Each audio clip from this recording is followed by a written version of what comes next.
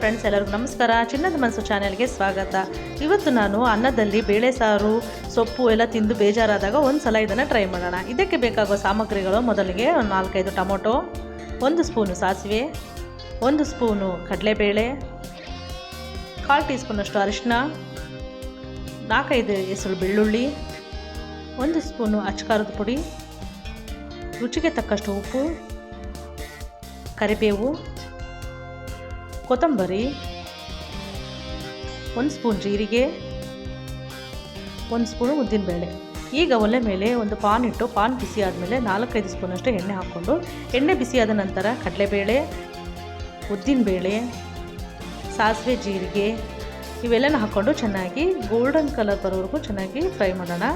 ಇದು ಫ್ರೈ ಆದಮೇಲೆ ಸಣ್ಣಗೆ ಹಚ್ಚಿದಂತಹ ಬೆಳ್ಳುಳ್ಳಿಯನ್ನು ಹಾಕ್ಕೊಂಡು ಇದು ಸಹ ಚೆನ್ನಾಗಿ ಫ್ರೈ ಆಗಬೇಕು.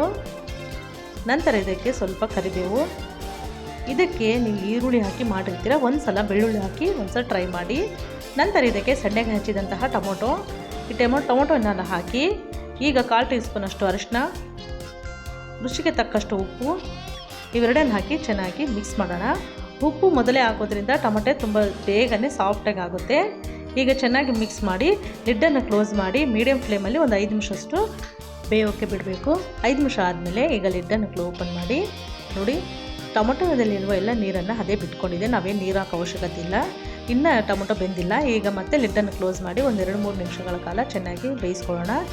ಈಗ ಟೊಮೊಟೊ ಚೆನ್ನಾಗಿ ಸ್ಮೂತಾಗಿ ಬೆಂದಿದೆ ನೋಡಿ, ಈ ಥರ ಬೆಂದಿರಬೇಕು. ಈಗ ಇದಕ್ಕೆ 1 ಸ್ಪೂನಷ್ಟು ನಾನಿಲ್ಲಿ ಅಚ್ಚಕಾರದ ಪುಡಿಯನ್ನು ಹಾಕ್ಕೊತಾ ಇದ್ದೀನಿ. ನಂತರ ಇದಕ್ಕೆ ನಾನು ಎವರೆಸ್ಟ್ ಅವ್ರದ್ದು ಕಿಚನ್ ಕಿಂಗ್ ಮಸಾಲ ಪೌಡರನ್ನು ಬಳಸ್ತಿದ್ದೀನಿ. ನೀವು ಬೇಕಿದ್ದರೆ ಮನೆಯಲ್ಲಿರೋ ಧನಿಯಾ ಪೌಡರ್, ಗರಂ ಮಸಾಲ ಆದರೂ ಹಾಕ್ಕೋಬೋದು. ಈಗ ಇದಕ್ಕೆ 1 ಸ್ಪೂನಷ್ಟು ಕಿಚನ್ ಕಿಂಗ್ ಮಸಾಲ ಪೌಡರ್ ಹಾಕ್ಕೊಂಡು ಚೆನ್ನಾಗಿ ಮಿಕ್ಸ್ ಮಾಡಿ ಲಿಡ್ಡನ್ನು ಕ್ಲೋಸ್ ಮಾಡಿ 1 ನಿಮಿಷಗಳ ಕಾಲ ಚೆನ್ನಾಗಿ ಫ್ರೈ ಮಾಡೋಣ. ಈಗ ಕೊನೆಯಲ್ಲಿ ಕೊತ್ತಂಬರಿಯನ್ನು ಹಾಕ್ಕೊಂಡು ಚೆನ್ನಾಗಿ ಮಿಕ್ಸ್ ಮಾಡೋಣ. ಫ್ರೆಂಡ್ಸ್, ಯಾರು ನನ್ನ ಚಾನಲ್ ನೋಡ್ತಾ ಇದ್ದಾರೆ ಅವರೆಲ್ಲ ನನ್ನ ಚಾನಲನ್ನು ಸಬ್ಸ್ಕ್ರೈಬ್ ಮಾಡ್ಕೊಳ್ಳಿ. ಹಾಗೆ ಪಕ್ಕದಲ್ಲಿರೋ ಬೆಲ್ ಐಕಾನನ್ನು ಕ್ಲಿಕ್ ಮಾಡಿ, ಶೇರ್ ಮಾಡಿ, ಹಾಗೆ ಕಾಮೆಂಟ್ ಮಾಡಿ. ನೀವು ಸಹ ಮನೆಯಲ್ಲಿ ಒಮ್ಮೆ ಟ್ರೈ ಮಾಡಿ ಹೇಗೆ ಬಂತು ಅಂತ ನನಗೆ ಕಾಮೆಂಟ್ ಮಾಡಿ.